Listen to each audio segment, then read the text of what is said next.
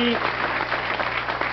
Merci à ces architectes et ces bâtisseurs de cette station, qui est maintenant un grand réseau. Et puisque je parle de bâtisseurs et d'architectes, je suis avec trois bâtisseurs de cette station qui est les fondations, les métropoles. Le solar. En fait, à trois, là, vous avez animé à peu près tout ce qui était animable à la télévision. Si on peut s'exprimer ainsi, oui. J'aurais quelque chose à dire. Peut-être qu'on n'est pas jeune, mais dans notre temps, on avait des cravates. On pouvait changer de cravate. Oui. Alors que vous autres... Non, ça, c'est la continuité. Oui, j'avoue. C'est ça. Moi, j'appelle ça, Michel.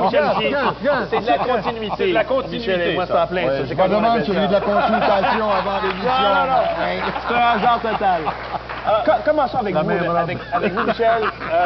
Les premières émissions, des souvenirs. Les premières émissions, il y a eu... moi, ça a été Ciné-Quiz, d'abord, qu'on faisait dans un petit réduit en haut avec une caméra robot. Ensuite, ça a été dimanche, etc., etc. Bon, je me plains pas. Non. Mais il y a eu des moments magiques qui se sont passés au cours de la série Michel Jasmin. Et entre autres, il y a un moment extraordinaire. Je me trouve privilégié d'avoir pu vivre ce moment-là. C'est celui qu'on voit à l'écran. Oui, on a des images. Les débuts de Céline. 1981, première émission de télévision de Céline Dion. Ça, c'est extraordinaire. Alors, on entend un tout petit peu, oui. Parmi d'autres grandes rencontres aussi, hein, Michel? D'autres très grandes rencontres, parce que le hasard a bien fait les choses. André-Philippe Gagnon, à ce moment-là, qui ne s'appelait qu'André Gagnon. Il ne voyait pas la nécessité d'avoir Philippe, d'ailleurs. Voilà, c'est son imitation de Serge Labarre, et non pas de René Simard. Ça fait quelques années de ça.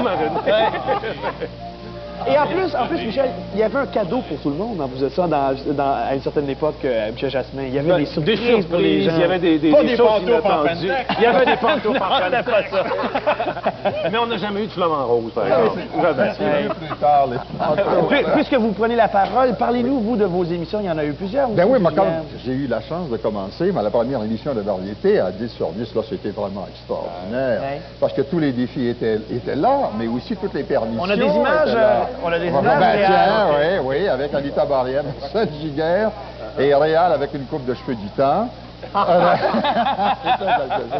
Mais il y avait des émissions le matin, il y a eu des émissions le soir, il y a eu des émissions presque toute la journée. Oui. Je pense que 10 sur 10, ici, dans le studio, on a tout vu. Hein. C'était les vrais débuts. Pierre, vous en savez quelque chose, vous assistez souvent. Si je peux raconter une petite anecdote ici, qui est arrivée ici même, et cet après-midi, ça m'est revenu.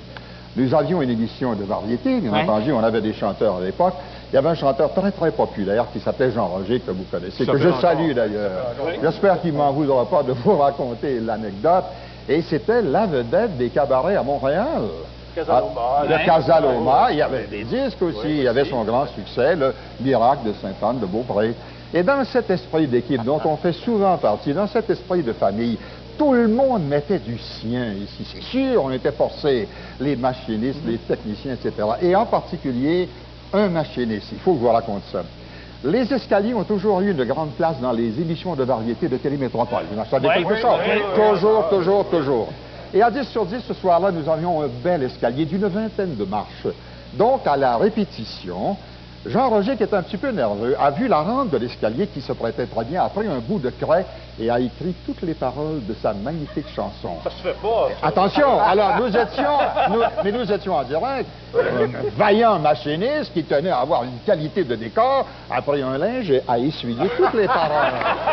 Écoutez, ce qui est merveilleux, alors je vous explique la scène. Je présente formellement Jean Roger dans son grand succès. Voici la vedette du Casaloma, le Miracle de Sainte-Anne-de-Beaupré. Et Jean est tout là, il est en haut des escaliers, une vingtaine de marches. Je ne croyais pas au miracle. Et à ce moment-là, il regarde la rampe et c'est fini.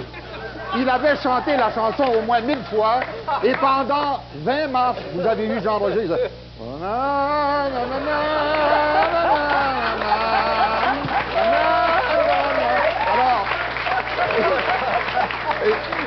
Inutile de vous dire que ce soir-là, il n'y a pas eu de miracle.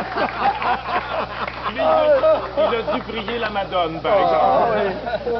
Je salue en passant. Et des choses qui n'étaient possibles que parce que c'était en direct, des émissions comme ça. Voilà. Comme la vôtre aussi, genre comme les vôtres, en fait. Moi, je vais simplement appeler des titres.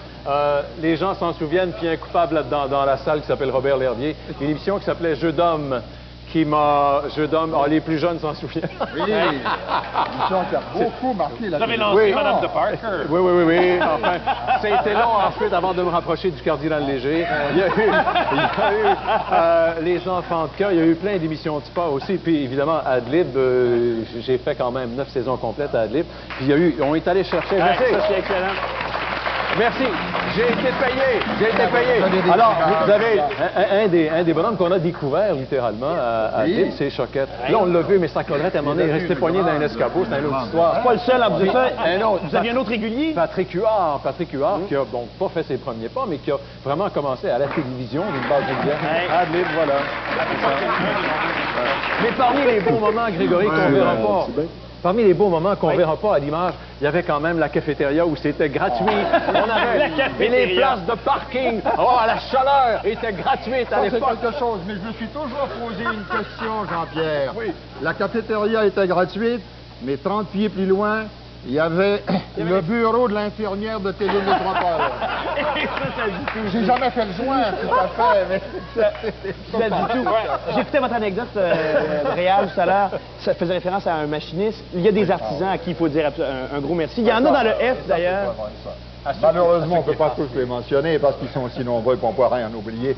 Mais j'aimerais que les copains ici à l'animation, puis aussi tous les artistes qui sont dans la salle, qu'on applaudisse toutes ces équipes de production et d'administration sans lesquelles la télévision est impossible. Messieurs, on vous applaudit.